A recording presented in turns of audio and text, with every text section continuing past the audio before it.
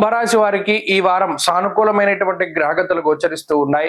కుజగ్రహం అనుకూలిస్తూ ఉండడం, అలాగే ఈ రాశి వారికి 2వ స్థానంలో రాహువు, శుక్రుడు, బుధుడు ఇత్యాది గ్రహాలు అనుకూలిస్తూ ఉండడం, తృతీయ స్థానమందు రవి అనుకూలించడం, వెరసి ఎక్కువ స్థాయిలో గ్రహాల యొక్క అనుకూలత ఉన్నది.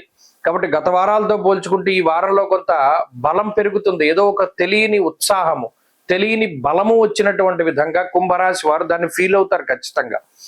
ఆరోగ్యం నిత్య సంతోష. గత 4 వారాలుగా అంటే గత నెల రోజులుగా ఉండేటువంటి పరిస్థితులకి ఈ నెలలో ఈ వారంలో ప్రత్యేకించి ఉండేటువంటి గ్రహస్థితికి మనస్థితికి చాలా మార్పు వస్తుంది.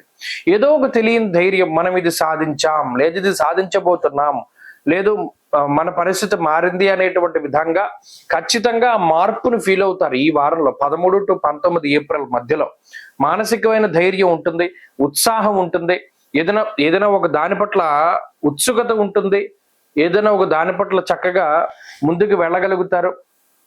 ఆ ఇంట్రెస్ట్ అనేటువంటిది వస్తుంది.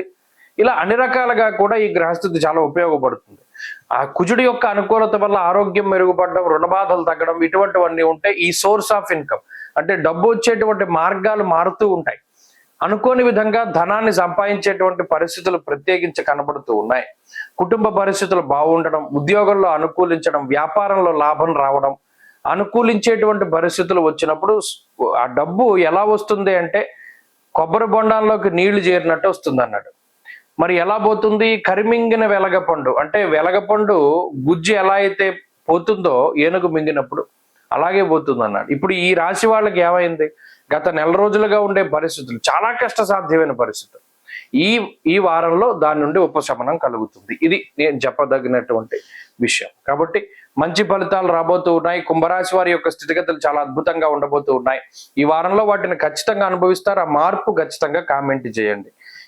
ఈ వారంలో మరిన్ని అనుకూలమైనటువంటి ఫలితాలను సాధించడానికై ఎక్కువగా ఈ రాశి వారు ఉమామహేశ్వర స్తోత్రాన్ని పారాయణ చేయండి, లేదా దుఃఖహర పరమేశ్వర స్తోత్రాన్ని గాని రుద్రకవచాన్ని గాని పారాయణ చేయడం చెప్పదగినటువంటి సూచన.